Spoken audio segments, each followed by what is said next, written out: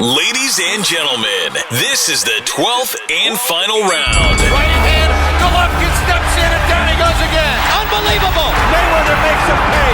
What a rookie mistake. A sensational left hook by De La Hoya. It's facts. I'm the best. You know what I mean? Sometimes I don't want to believe it myself, but it's the truth. I'm the best. I'm going to show you how great I am. From Southern California, this is the Last Round Podcast.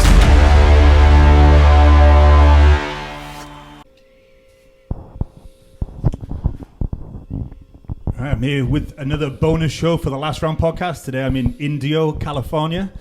For our UK fans, that's kind of the east coast of California, over near Palm Springs. And I'm with Coach Joel Diaz. Thanks for joining me, Joel. Hey, thank you for having me. It's always a pleasure, man, talking the things we do on a daily basis in boxing. Congratulations, firstly, on you opening up your own gym in March after 18 years at the Indio Boys Club. Well, you know, a lot of things happen for a reason, and I see that this pandemic, you know, we were working out of the Boys and Girls Club, working with kids, working with pros, and when the pandemic started, obviously a lot of gyms closed, and us working there, you know, there was a lot of kids, so we had to move from there. Right now we are training here in this gym temporarily. So I bought a building a long time ago as an investment, which is a huge building. And, you know, I said, maybe this is time. You know, this is the time that to make the move and do things on my own and not be in a comfort zone. You know, I was in a comfort zone working for the Boys and Girls Club. I had my own team there. So now I am excited. I'm looking forward to opening a nice gym to the public for my fighters. They're going to have their own house. And, you know, all the boxing fans from all over the world, when they come to California and they want to come visit me, my house is their house. I read that when you actually went to kind of, you know, revamp it, you had to get rid of a few homeless people that were living there? Yeah, because the building was there for a while. And like I said, I bought it as an investment. I was renting it to somebody who had a furniture store, but having a little bit of issues with him, I had to tell him to move out. So when he moved out, the building was vacant. And with time, some transients, you know, broke in the building, and I was always traveling, you know, working, so I didn't have time to go by the building. So with time, there was one guy living in the building. I mean, he had furniture and everything in there. He had like a home. There was no power, no water, but he was living in there. I mean, he had, honestly, when I decided to clean up that building, I cleaned it up myself. Nothing to do. We're going through a pandemic. We couldn't go anywhere. So I got my truck, a trailer, and I loaded five trailers and trucks full of trash that the guy had there. So just to start, you know, working on the structure, just clean up the mess that he had, the trash, furniture and stuff. And up to now, we are in maybe 50%. The rest is just cosmetic due to the fact that we're going through this COVID crisis. The city, I'm doing everything right, permits, inspections to the city, so it's just a little slower process because of this, but it's I'm looking for March, end of March, beginning of April, we should have a nice facility open there for all the fighters to be training. 6,000 square feet, and it's going to be boxing and MMA, because people who don't know, you actually also train Cub Swanson. Yes, I've been training Cub Swanson for a long time, almost I think 10 years. I'm his boxing coach. And together we trained some of the up-and-coming MMA fighters here in town that now he works with. And, you know, Cub has been a part of my career. I've been a big part of his career. And we worked together really well. So, you know, he has his gym, which is the one we're training in right now. He opened his doors to me when the pandemic started. And we've been training here privately. So, you know, we came up with an agreement. He will eventually close his gym when I'm open, and he's bringing his team over there, which is going to be great. That way we can have, it's going to be very attractive. We're going to have MMA, we're going to have boxing, we're going to have fitness. We're going to have, you know, fitness classes, spin classes. We're going to have strength and conditioning and stuff. So it's, we already designed the gym. It's going to be great. We're going to have a sauna, ice bathtubs. It's going to be great. I just can't wait. Every morning, every afternoon, I'm over there working on my building myself because I get really motivated. I wake up looking forward to being there. So this morning I was out there cleaning, and it's looking really great. So I always got people calling me. My contractor right now, he's a little sick. Maybe one more week he'll be back at it. And I got a deadline, and I'm thinking end of March we'll be out there. Well, I look forward to visiting, Joe. I look forward to visiting. Definitely. I can't wait for you to come and enjoy the facility there and watch all the movement and everything is going to be in that building. So one of the reasons I kind of came today was we did an end-of-year review with a friend of the show, Andy Clark from Sky Sports, and he picked pretty much all of your stable, all of the Uzbeks that you have as his prospects for 2021. So I kind of just want to go over you as a coach, what's different about the Uzbeks compared to like the normal fighters you train, the normal Americans? Is it just like the fact that they have such a hard upbringing that they just have that determination to succeed? First of all, every single Uzbek fighter that I have here, I have Uzbeks, Russians, Dagestanians, Kazakhstans. They basically have the same school. They're very disciplined. It's something that is different from fighters from this side. American fighters, Mexican fighters. I'm not saying they're all undisciplined, but they're not as disciplined as the Uzbeks, Kazakhs, Dagestanians. These guys have a purpose in the sport to become world champions. These guys are 100% discipline, 100% determination. They don't complain. They're here in the United States with a mentality that they're here to train. They're not here to have fun. They're not here on a vacation. They're training. That's the difference. And with such a pedigree they have in the amateurs, they know. These guys, I love to work with him because I don't stress so much. They do what I tell them. They come to work. I'm not yelling at them. I'm not telling them what to do. They're doing it. They follow a pattern, and they're consistent. They're workhorses, man. These guys, they're very polite, very humble, great manners, really nice people. Really nice people. When I met them, I liked them all. I mean, honestly, up to right now, I consider them like my kids. They're part of my family. I love their work ethic. I love their discipline, and that's the reason why they are where they are. Look at Morojan. He's a champion. Look at Israel, Madrimov. He's soon to be fighting for a world title. Beck. Who else? Rajabutayev. Shakram Giasov. These guys, they come to the United States for one purpose, to become world champions. They're not here to go to Disneyland. They're not here to go to Six Flags. No, they're here to train.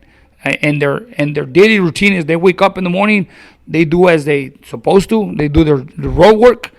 They got their time to come to the gym. Afternoon, they go to strength and conditioning, go home, eat, and rest, which is great. It's to me, it's a gift as a trainer that I don't have to be dealing with so much stress like other fighters that they come and I'm stressing, losing sleep because either we're going to make the weight or not because they don't have the discipline from the beginning of the camp. To me, honestly, it's an honor.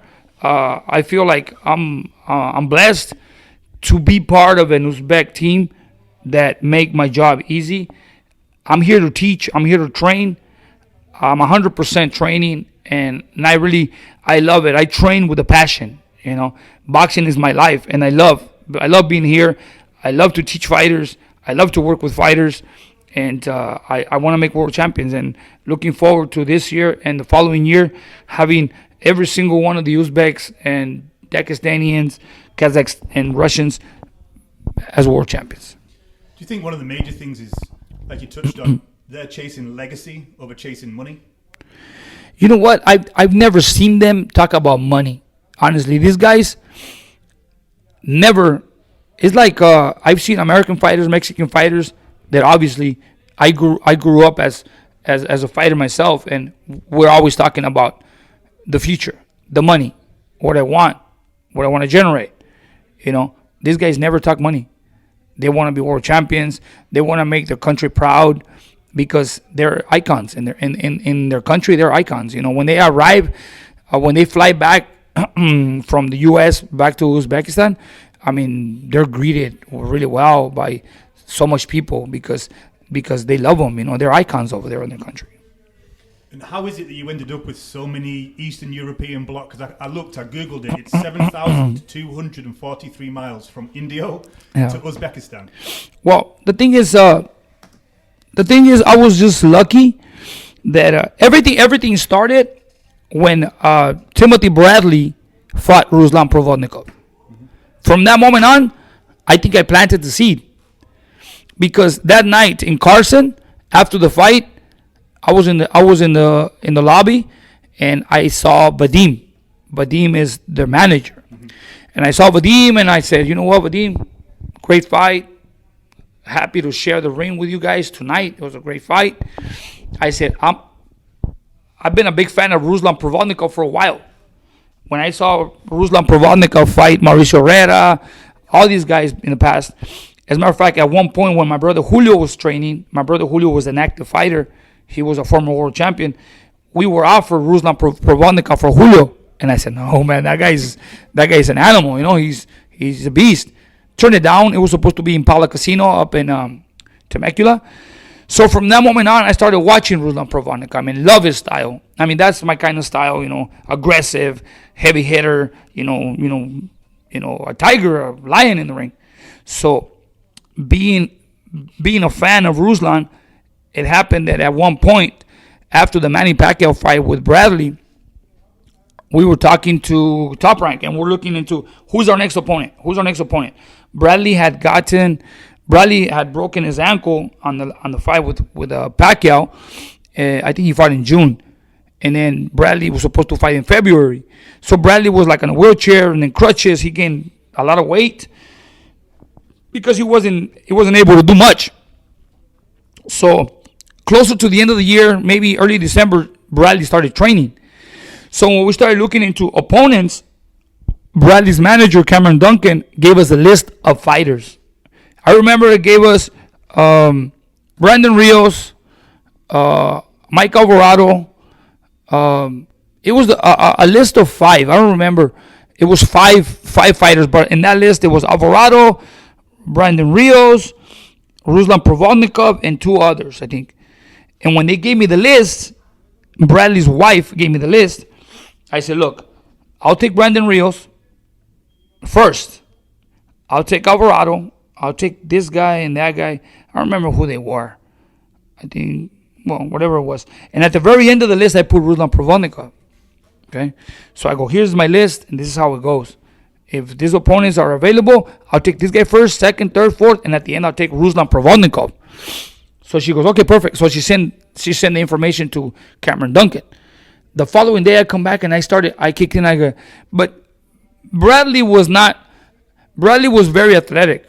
He wasn't an attractive fighter for a lot of fans, but he had a lot of heart. He trained really hard. That's why Bradley was always so competitive among big champions. But Bradley, I can tell you right now, he wasn't a likable fighter not even for the promotion. They always threw Bradley under the bus, like whatever. Every time they put Bradley against an opponent, it's for him to lose, but he would always win. From Kendall Holt to Devin Alexander to Junior Witter. Every time Bradley was an opponent, it was for him to lose, but he would win. So when I decided to make that list of fights, I said, why did I choose Provodnikov last? I said, that's the guy they're going to give us. I came back and I told Monica, his wife, I said, "Monica, you know what? Since we chose Provodnikov last, that's the guy they're going to give us." So sure thing. Long story short, they said, "Oh, well, Alvarado can't. Ronnie Rios can't. This guy can't. But the only one there is," I said, "I told you." So we started training in December for Provodnikov. Bradley couldn't make weight. As a matter of fact, he was the only fight in his entire career that Bradley couldn't make weight because he had a broken ankle. He didn't do much. Wheelchair, crutches. And closer to the fight, I went to his house because he called me, his coach, "I'm stuck. I can't lose weight." I said, "Well," so I brought a friend of mine to help us losing weight. It was the first time in his whole career that Bradley did it was Epsom salt, hot water, the day of the weigh-ins in the morning. He lost 4.5 pounds the day of the weigh-ins. He made weight, but walking into the ring, he felt like, okay, I feel weak. And I told him, Bradley, please don't stay in front of this guy. Box him. He's a flat-footed fighter. If he will only hit you if you stand in front of him. Move on him. So Bradley had a lot of anger due to what happened in the Pacquiao fight. People's threats, people's comments, his own promoter threw him under the bus. Well, Bradley wanted to prove himself. He wanted to give the fans something different. When I told him box, hit him and move, box him around, he was going to win the fight, no problem. Boring, but he was going to win. But he decided to step in there with him, and he made the kind of fight he did. Well, from there on, after the fight, I would go to the lobby, and I run into Vadim. And I said, hey, Vadim, great fight. I'm happy, to share the ring with you guys. Letting you know I'm a big fan of Ruslan. I've always been. So we started communicating. It went from there to, we went to another show, and I saw Vadim, and I said, hey, how's the champ doing? Tell him I said hello, So from there on, I started staying in touch with Vadim. That's how he met me. And then at one point I was in Arizona, went out there for a weekend, and I get a call from Vadim. And Vadim called me and says, hey, Joel, I was going to ask you, right now we're in the works for a fight with Pacquiao. Bradley-Provodnikov and Pacquiao, but they train in the same gym at the wild card. Would you be interested in training Bradley-Provodnikov? I said, yes. Why not? He says, you know what, I met you a long time ago. I like you as a trainer. You're a great person. And plus, yeah, I'll train him. And then we started coordinating because he wanted me to train him in LA, and I couldn't. He says, would you train him in Big Bear? I said, no, I can't. I have my camp in India. He goes, let me see, because he has to bring his nutritionist, his masseuse, his strength and conditioning coach. So I told him, I'll train him. And it's not fair for all my boys that I have here. He goes, I'll rent a house for you and your fighters. I said, it's not fair, because if I go to Big Bear, it's like these guys are going to say, well, he's not here for us. He's here because of Ruslan. So he understood. So he convinced Ruslan to come. So he trained here. First day, he was like a little uncomfortable. Second day, third day, he started feeling happy. And then he was the happiest man in the world. He loved Indio because it's nice and calm. He goes, I live 5 miles from Wild Card, and it takes me almost an hour to get there. People out there. I love Indio. Ruslan loved it here. He had everything he wanted. Loved it here. He would go here, we'll go there. So I worked with Ruslan 2 fights, the one in Monaco and then the one in New York. When he decided I'm done, retired, I was here, and we kept talking with Vadim. When Lucas Matisse fought Kiram in LA, I was over there, and he called me. He goes, hey, Joel, I got a couple of fighters from Uzbekistan that I would like for you to see if you're interested in training. So I went to that big gym in LA. What's in it? I remember the name of it. Manuel Robles was there. Legends. Yeah, Legends. So I went to Legends, and I met Batir Akhmedov and Shakram Diaz. And they said, oh, these are the 2 guys. How you doing? Oh, we had them in New York. They didn't like it. We had them in Miami. They didn't like it. So I started working with them at mitts. So I did mitts with them for a little bit. I left. I had the fight the weekend. The following week, hey, Joel, these guys like you. We're going to bring them to Indio. When they brought to Indio, they brought Diazov and Akhmedov. They were staying at a motel, at a little motel down the street from the gym. They would walk to the gym. And then from there, it was Akhmadaliev, and then it was Raja Butayev. And then later on, they started renting a house, an apartment, but to the point where they love it here. I mean, they love me. They respect me. They love my work. I like them. They're really good people, man. I mean, and since that moment on, it's like they don't want to go nowhere. They want to stay here. That's how everything started. That's how I met them. And then from there, it went from Shakram to Batir to Akhmadaliev to Butayev, and then it was Beck, and then it was Jalalov, and then it went on and on and on, And now they bought a house. They bought a big house. They converted it into like a 6-bedroom. in a beautiful neighborhood down the street, and they love Indio. They love Indio. They love the weather. They love how relaxing it is here, and it's a very nice place to get away from distractions. Right here, like people say, there's nothing to do. Exactly. If you're going to do that, when I was training Victor Ortiz, Victor came here. I trained him for 2 fights. He did great, and then all of a sudden he just told me, Coach, I'm going to go back to Ventura because here there's nothing to do. Oh, you're a boxer. You got to be here for boxing. Oh, well, my friends are over there. Okay, well, see you later. That's when he fought Berto after. He got knocked out. But, yes, Indio, Palm Springs, the Coachella Valley, it's a small valley. It's a desert. There's things to do. But when you're a boxer and you got that mentality, when you got the determination to become somebody, you want to be a world champion, you got to do as you say. You got to focus. You got to integrate yourself into a camp. And a camp is a disciplined camp of training. You don't need nothing else. You don't need friends. They're not going to go in the ring with you. You're going to go in the ring on your own with your team. But if you're training and you get out of the gym and you're looking for something to do, you're distracting yourself. Either you're going to get in trouble, some sort of trouble, or you're going to be distracted. Hey, go home, get your meals in, get some rest. There's a lot of things to do without using your friends around, And that's what these guys are about. At the same time, they're like family themselves. They grew up together. They represented the same team, so they all know each other. So living together, they have a communication with each other. They like each other like brothers, and they don't need friends. They're here to train. Do you think part of it as well is because they've come through that amateur kind of background? It's very kind of, I imagine, militaristic, coming from the Eastern European bloc, and then of course, for people who don't know, obviously Joe Diaz's gym, like you're the boss. Yeah, you don't take any shit, and they know it, and they know that. They know that when they're here, they're under my command.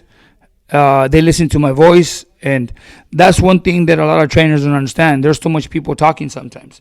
There's always got to be one voice of command. Here, my voice is my voice of command. They listen to me. I'm the one with the strategy. I'm the one correcting. I focus a lot in correcting and making fighters better. I always catch mistakes. To me, it's not only physically training a fighter, it's correcting them, teaching them, watching his mistakes. What is he doing wrong? What can be a problem for him in the ring? I correct all that. I've improved a lot. Antonio, my brother, is he's my right-hand guy. When he retired, I taught him to be a trainer. Now he's a great trainer. It's not only me, it's Antonio and myself. We formed this team. Without him, I won't be able to handle it. Without me, he won't be able to handle it.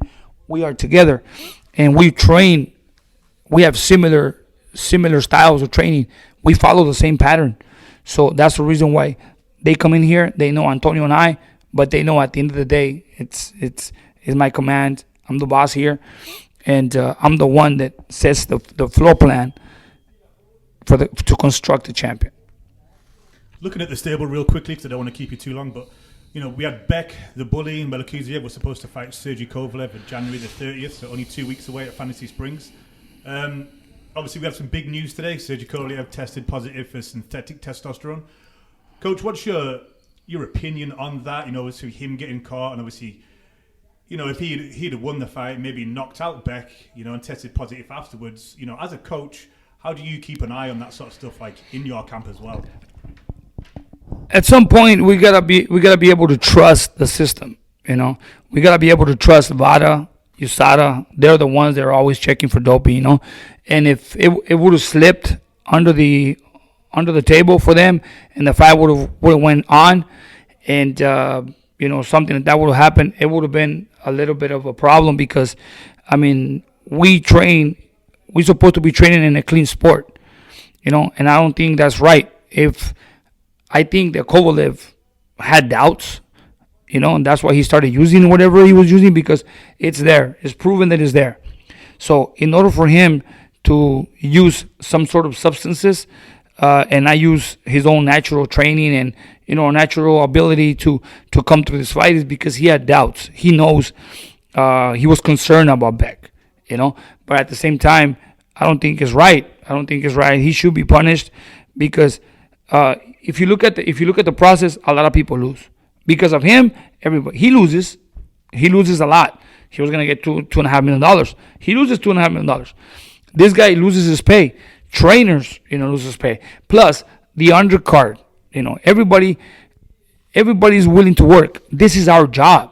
And I'm disappointed because I see Beck training really hard. We're putting in so much work on a daily basis. Our minds are just on Beck. We come to the gym, Beck. In the morning, I'm looking for sparring in Arizona. I'm calling Vegas. I'm calling San Diego. I wake up in the morning looking for sparrings. So all that work is basically flushed down the toilet, and it is aggravating because Kovalev really makes everything difficult for a lot of people. It's been over a month and a half that we constantly bringing sparring partners from Las Vegas, from Wild Card, from Arizona, from Stockton. We're putting in our work. We're putting in our time for this guy to start with this kind of bullshit, and he just messes up the whole system for the whole undercard, for Beck.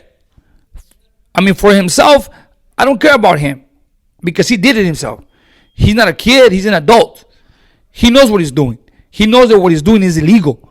Why is he doing it? Eventually he thought he was going to get away with it because they were the ones that requested VADA. They were the ones that before the fight started, before they signed the contract, they were the ones that requested for VADA. Why was he pushing the fight for Russia? He was so concerned. Oh, Russia. It's going to beat Russia. It was because of him that we were going to go to Russia. Now I see why. Because maybe in Russia, he can get away with this, But obviously, he didn't get away with it now. And now we have to relax, think about a backup plan and just keep moving forward. Now from waking up in the morning and looking for sparring, programming the training for Beck, now we have to relax a little bit, sit down, lay back and think, now how we're going to talk to Beck and tell him this is what's going to happen. This is what's happening right now. Now we're going to have to change the strategy. Today, I told him, hey, no training, relax, but I need you back Friday. And right now, we're going to cut the sparring because he's got a lot of sparring. We're going to cut the sparring until we secure another date and then start picking it up. Because at one point, he's in a peak. And I don't want him to be overtrained if the fight is moved another 2 weeks. So I want to give him a little bit of slack so he can relax a little bit mentally, physically.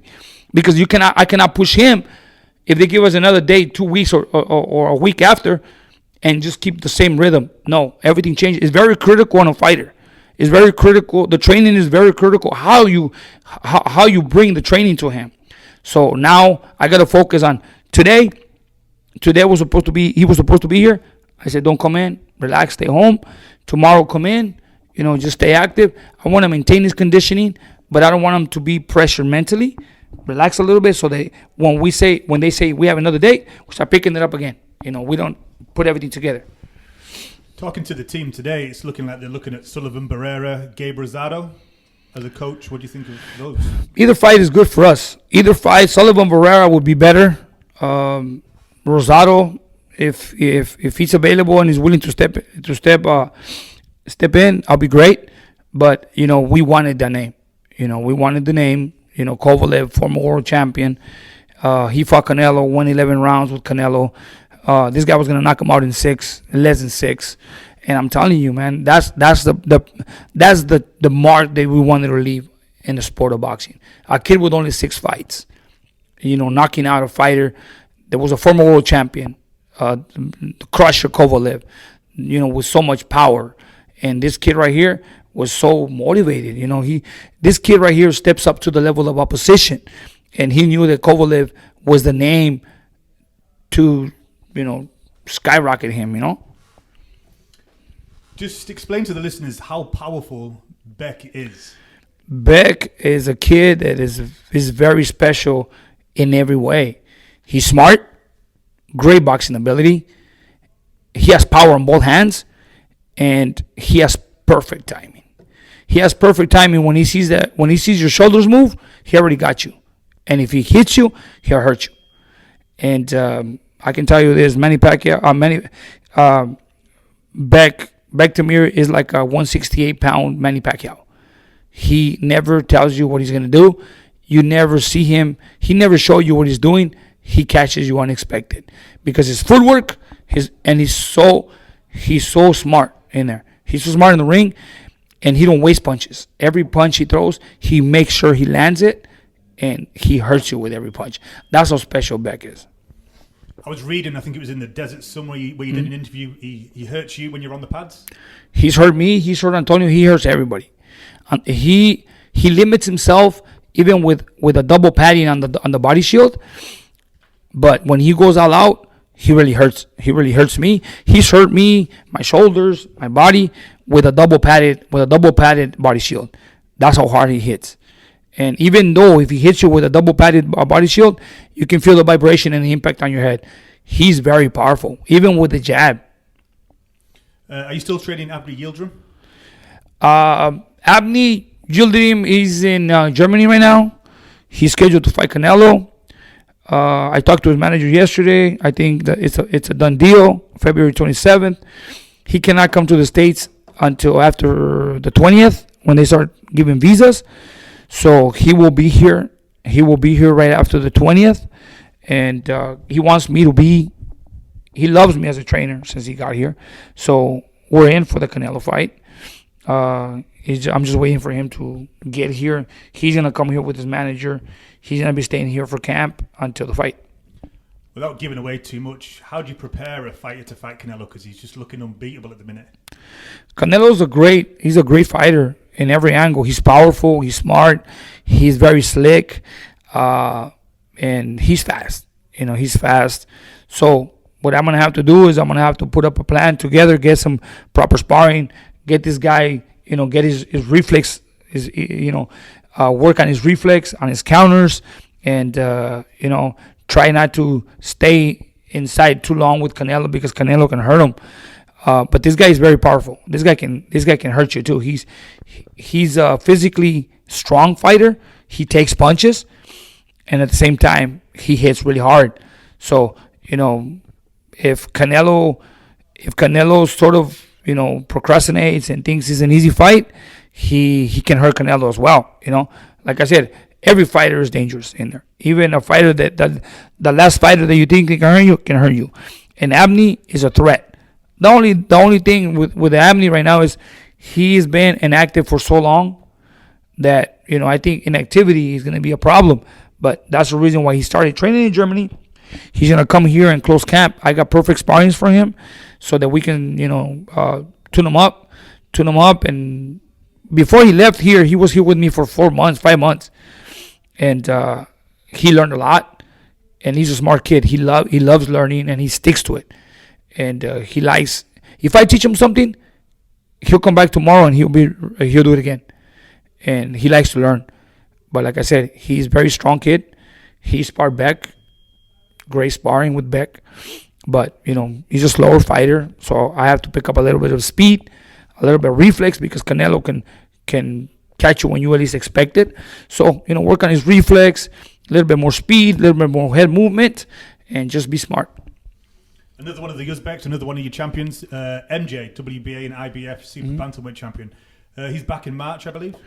He's back in March. As far as I'm concerned, what I heard, I think he's defending his title in his country, in Uzbekistan.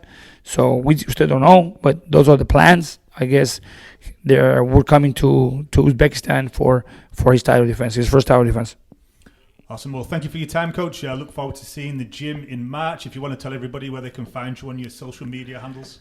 Yeah, my social media is Coach Joel Diaz on Instagram and on Facebook, Joel Diaz. Thank you, everybody, all the people, from the UK, man. They've always been very supportive. Have a lot of fans out there, a lot of great people. When I go out there, they greet me well. I love the people out there. England is great. I love it. See you guys soon out there. Thank you so much. Awesome. Thanks, Coach. Thanks for supporting and listening to the show. Follow us at The Last Round 12 on social media. Rate, review, and subscribe. This is The Last Round Podcast.